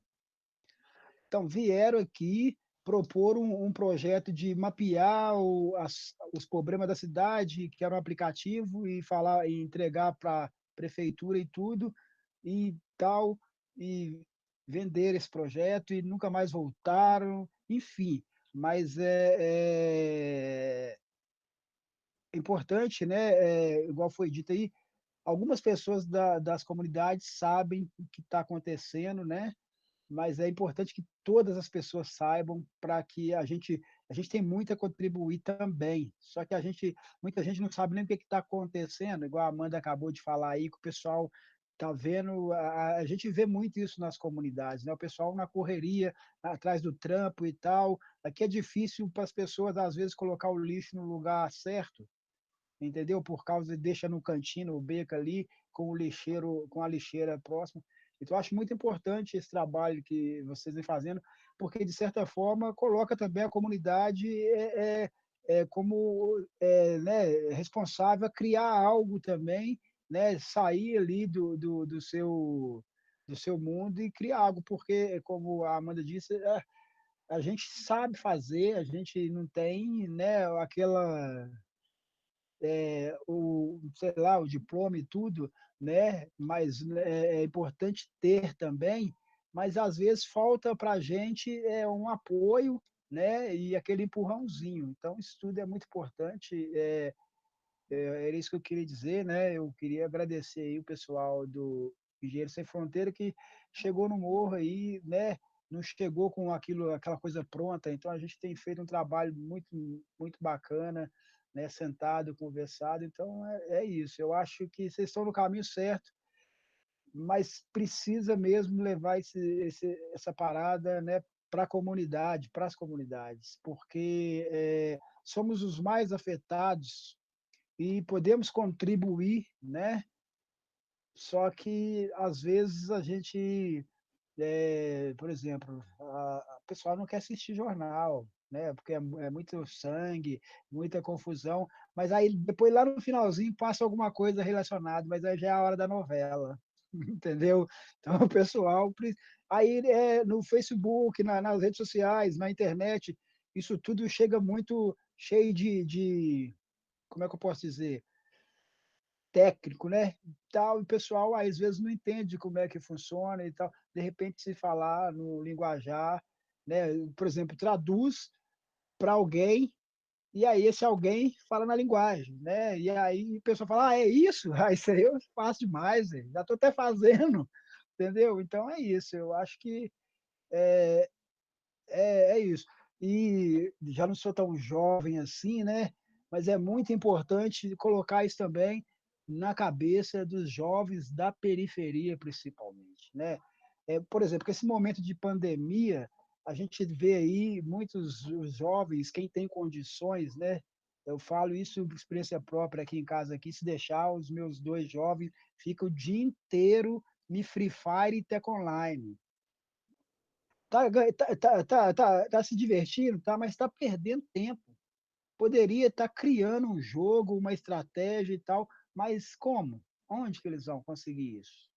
Entendeu? Então é importante pensar sobre tudo isso e os jovens, né, são potentes, né? Os jovens no geral, no mundo, né, indiferente de cor, de classe, de crença, são potentes, mas precisa ter uma igualdade aí de oportunidades e de ferramentas. É isso.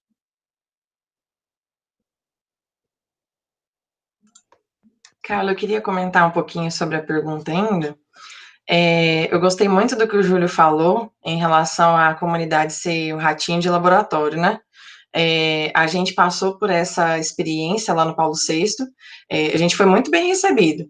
Aí, conforme foi pegando mais intimidade, né, o pessoal que estava mais próximo de nós falou assim, olha, mas qual que é a intenção de vocês, de verdade, né?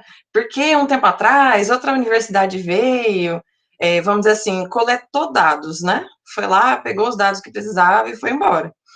E por que que eu lembro e eu queria falar disso? Porque é uma responsabilidade, claro que é uma responsabilidade, né? A gente quer mudar o mundo, só que a gente precisa lembrar que mudar o mundo requer consequências e responsabilidade, a gente tem que assumir, né? O que a gente tá falando. A questão do longo prazo, eu acho que encaixa muito nisso também, porque quando a gente pensa em crise climática, a gente sempre pensa, é longo prazo, é algo muito grande, né, é muito difícil, só que uma hora a gente tem que começar, né, porque senão sempre vai ser longo prazo. Se a gente já tivesse começado lá atrás, às vezes a gente já ia estar pegando os frutos agora, né. Então, assim, se a gente parar de ficar pensando, né, que só nos desafios, que são muitos, e peitar os desafios mesmo, a gente precisa começar em algum momento.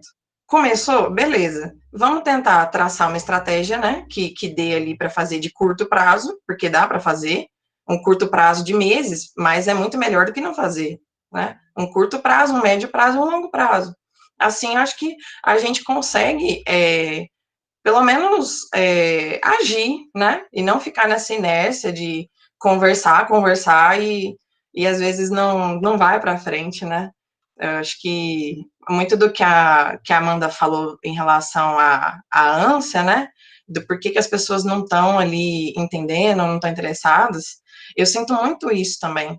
É muito difícil, às vezes, você falar, por exemplo, agora eu estou começando a fazer conteúdo no Instagram, porque eu decidi que eu vou atingir as pessoas, os meus amigos, do jeito que acho que eles vão conseguir ler, né?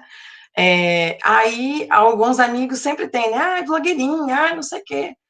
Aí, até esses dias eu falei assim, eu não sou blogueirinha, eu sou criadora de conteúdo, porque eu quero, e é uma missão que eu coloquei na minha cabeça agora, que eu quero traduzir o conteúdo para as pessoas, porque, por exemplo, eu estava divulgando o webinar de hoje, né? Aí, vários amigos meus, assim, tipo, eu não sei o que é, tipo assim, eu não vou participar, porque eu não sou da área, né? É exatamente essa pessoa que deveria participar. Então, a gente tem que ter realmente mais conversas inclusivas para todo mundo mesmo. Quando a Amanda falou, né, que tem alguém da periferia na conversa, a gente precisa expandir. Hoje não, vamos dizer assim, o número é pequeno ou não tem, beleza. Para o próximo, vamos tentar melhorar, né? E assim por diante. Então, passinho um de cada vez e tentar, tem que começar, tem que fazer. Só uma fala bem breve sobre essas ações. Vamos aproveitar esse momento de eleição, assim, vamos ver com quem que a gente está votando, sabe? Quais são as propostas desses novos políticos, porque com certeza a gente tem que muito avaliar qual que é esse olhar, sabe? Eles estão tendo esse olhar para quem realmente está vulnerável nesse momento. E quando a gente fala de vulnerabilidade, eu quis trazer muito para mim. Falei assim, como que eu falo isso de uma forma que eu consiga traduzir o que eu quero passar, que é um pouco do que a Amanda falou. Amanda, eu ainda preciso convencer minha mãe, sabe? Eu estava fazendo meu discurso para minha irmã lá do lado, e ela viajando, eu falei, mãe, escuta o que eu estou falando, por favor. Eu acho que é um aprendizado, às vezes é difícil mesmo, mas eu tentei muito fazer com aquela imagem para a gente conseguir todo mundo pousar e entender. E eu acho que, assim, partindo agora, vamos aproveitar esse momento que vai ter de eleições, vamos olhar, porque o que a Amanda falou é isso, sabe? Eu acho que se a gente não, às vezes não fica claro que é vulnerabilidade climática, a gente já sabe que é desigualdade social, e a gente já sabe que tem políticos que não têm um olhar para as pessoas que realmente precisam. Então, vamos ver o que está sendo proposto, porque muito do que eu quis trazer com aqueles elementos que envolvem a análise de vulnerabilidade climática é para a gente ver que é a questão da desigualdade social, que está faltando o desenvolvimento está sendo para quem? O desenvolvimento está sendo para quem precisa. Então, assim, a partir do momento que as pessoas tiverem acesso à infraestrutura, esses direitos básicos de saúde, de acesso à água, a gente está tornando essas comunidades também resilientes à mudança do clima. Então, acho que é muito de trazer isso, um pouco da pergunta da Lorena, né, que ficou tímida de aparecer aí, zero tímida, inclusive. Eu acho que isso também é um caminho, aproveitando esse momento aí de eleição. Assim, só complementando o que a Marina falou, o momento é agora, né? Não é um problema de longo prazo, é um problema que a gente tem hoje. E eu acho que isso é muito importante da gente trazer quando a gente fala, quando a gente pensa em ações efetivas, que resolver os problemas do futuro passa por resolver muitos problemas que a gente tem hoje, né? Que é a desigualdade. O futuro vai ser assim, a perspectiva que a gente tem hoje é que vai agravar, né, todas as questões de desigualdade, de territorial e tudo mais. Mas a gente precisa trabalhar hoje. Realmente, eu gostei dessa pergunta, né? Foi até bom, porque deu uma super discussão. Porque é aquela história, né? Se você fala, amanhã eu vou começar a minha dieta, né? Amanhã eu vou deixar para amanhã minha lição de casa, sei lá, alguma coisa assim, você não faz. E a gente precisa trazer isso, né? Esse senso de urgência de tem que começar hoje, né? Hoje tem que começar sobre o jantar, tem que começar a pensar no jantar que a gente vai ter hoje, qual é o impacto da comida que a gente está colocando, sabe? Será que... Assim, é um pouco perigoso, né, a gente trazer isso, porque entra num campo de... Tudo é um problema, né? Tudo causa impacto, aí assim, a gente fica um pouco sobrecarregado com, né, pensar em tudo. Mas é importante ter algumas reflexões, é importante trazer algumas reflexões, fazer algumas perguntas e trazer questionamentos, né? E isso tem que ser feito hoje, né? E não dá para deixar para amanhã, não. Gente, muito bom ouvir vocês falar. Nossa, muito enriquecedor. Lembrando, todo mundo pode ficar super à vontade para conversar o tempo inteiro, abrir o microfone, participar dessa discussão que está muito boa e fazer várias perguntas. A gente tem algumas também, e começando com uma coisa que a gente queria saber, exemplos práticos que vocês conhecem de projetos que ajudam no combate à vulnerabilidade climática e como que esses projetos incorporam, por exemplo, a questão de gênero e de raça. E o que vocês acham que deu certo, o que é melhor, o que ainda tem que melhorar? Todas as questões para deixar os projetos com mais impacto e mais inclusivos possíveis.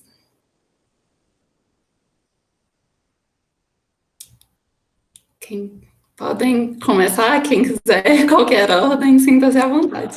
Deixa eu fazer uma pergunta. É o seguinte, além do crescimento urbano, né, que impacta diretamente, tem a questão do alimento, sabe? Da produção em massa, que também impacta diretamente. Eu falo isso porque eu assisti aquele documentário do Leonardo DiCaprio a respeito disso que a gente está discutindo, né? E como é que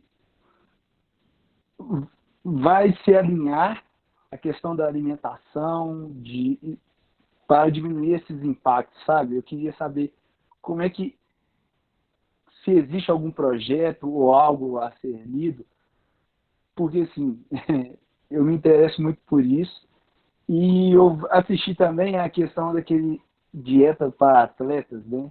Super atletas, que está disponível no Netflix, que também faz esse gancho com a alimentação, a qualidade do alimento impactando diretamente, sabe? Nessas condições do clima, da saúde, enfim. Como é que os projetos, tanto dos engenheiros, visam essa questão, sabe? De evolução alimentar mesmo.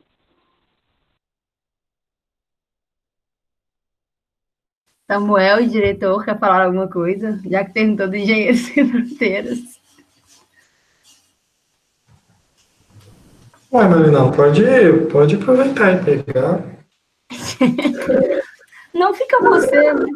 Assim, eu não quero me delongar, eu acho que o espaço tem que ser de fala de todo mundo, e eu acho que quando perguntou para engenheiros, por isso que eu estou falando para você falar, então vamos nos complementar. Eu acho que é um questionamento muito válido, só porque aí traz mais a discussão sobre isso, que se a gente for ver na pandemia, a gente vê essa questão do tanto que é difícil o alimento, muitas vezes, chegar até a gente, então se a gente continuar nessa dependência do alimento, vir de outros locais e não vir tão perto da gente, essa segurança alimentar, ela fica cada vez não segura, né? Então, eu acho que acho que é válido você trazer a visão do Engenheiros Sem Fronteiras, que você está mais tempo na ONG, mas de tanto que a gente tem que pensar em projetos, sim, para trazer essa segurança para todos, né? Então, já só engatinhando para começar ainda mais a discussão.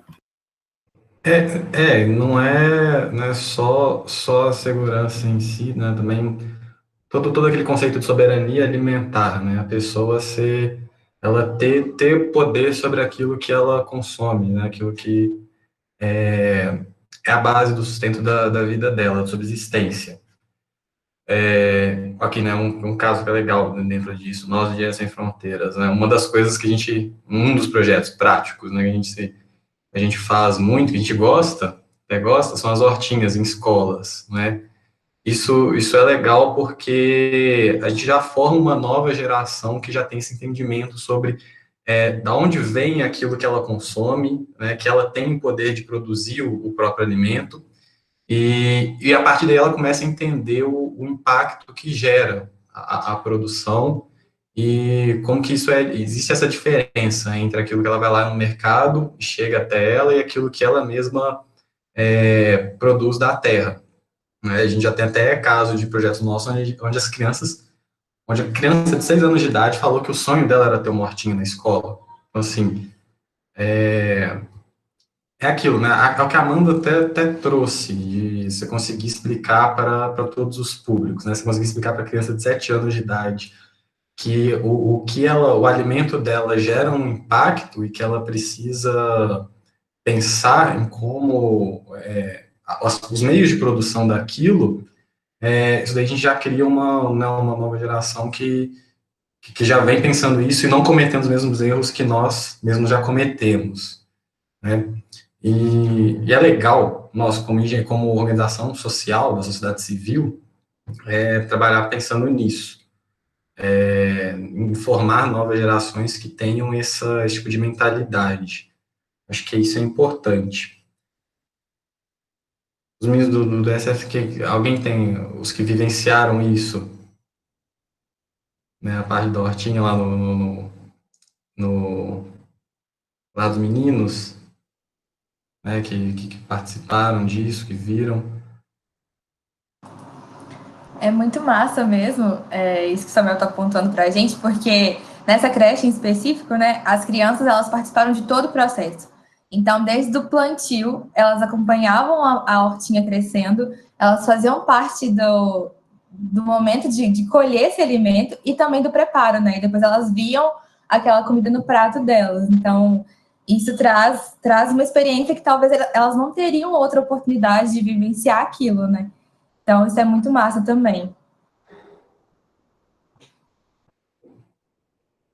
Trazendo um outro exemplo do Engenheiros Sem Fronteiras, mas do núcleo de São Paulo, a gente tem um projeto lá que era das cestas agroecológicas. Então, tinha um pessoal que produz, né, esses alimentos de maneira sustentável, só que em locais periféricos da cidade e sem acesso a mercados, né, porque é um pessoal que em uma situação mais distante não tem acesso à internet ou a como escoar a produção ou a vender. E aí os voluntários do núcleo fizeram esse papel de logística mesmo, de conectar esses produtores.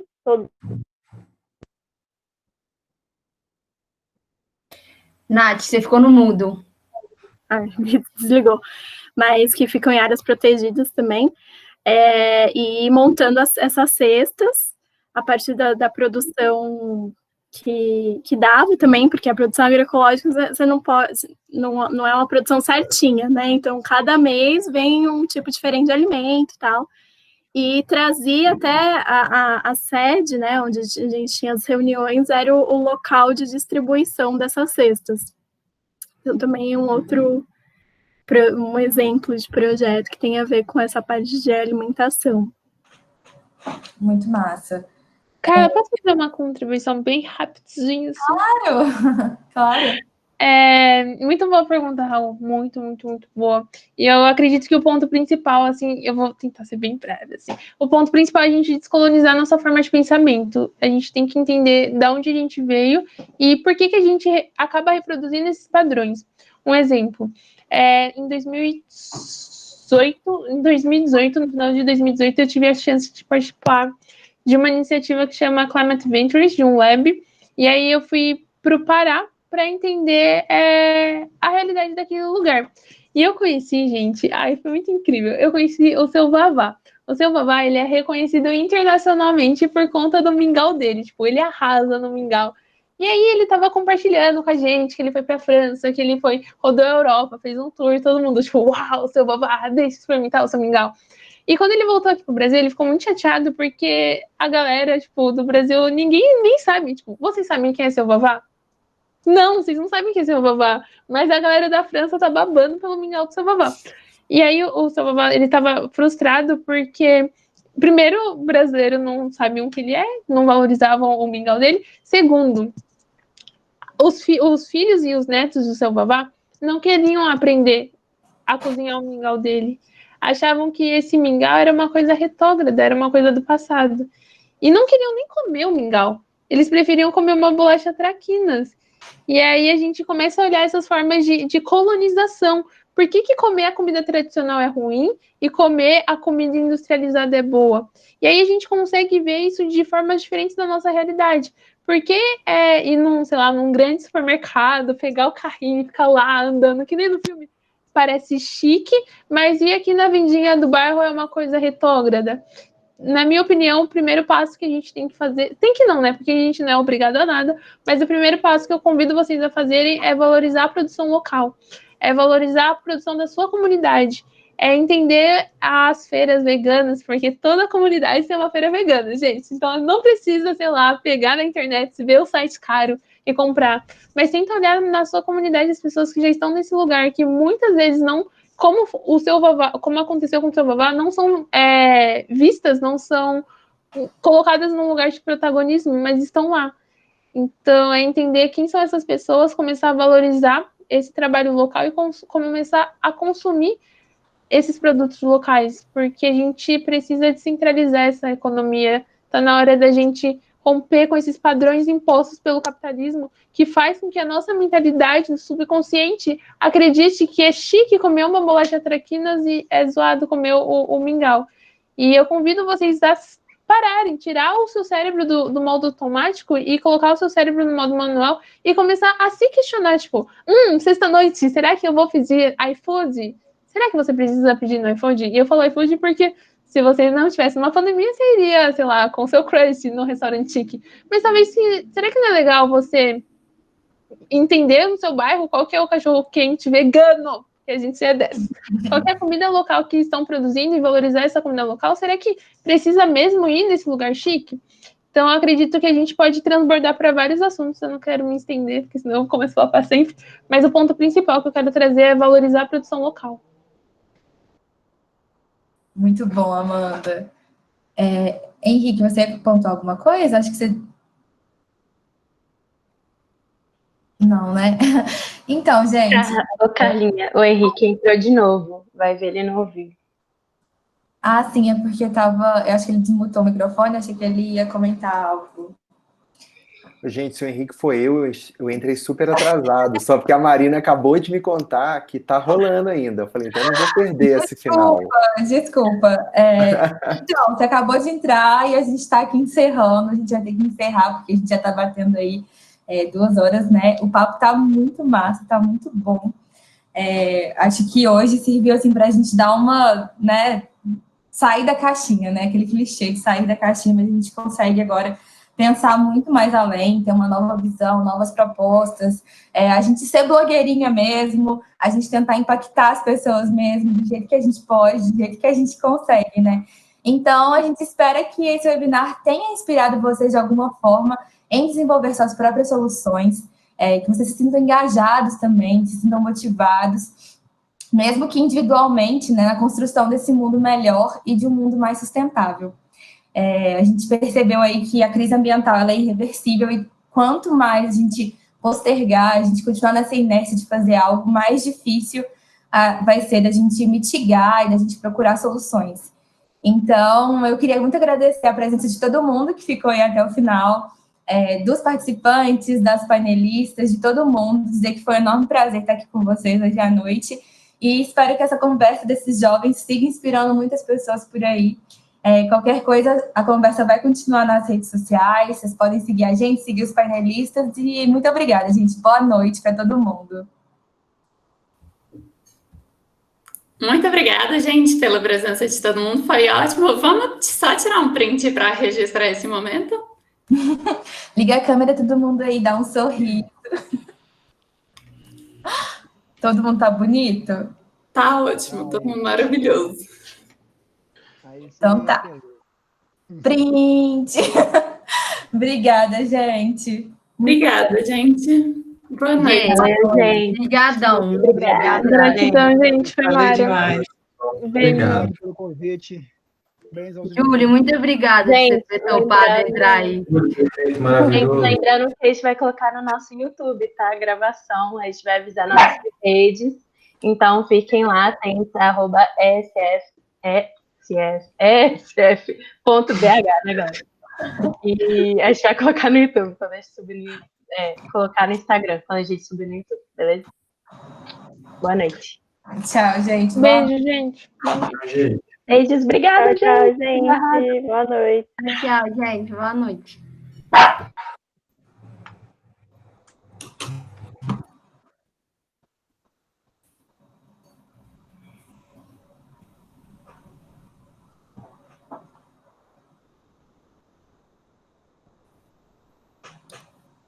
Oi, meninas.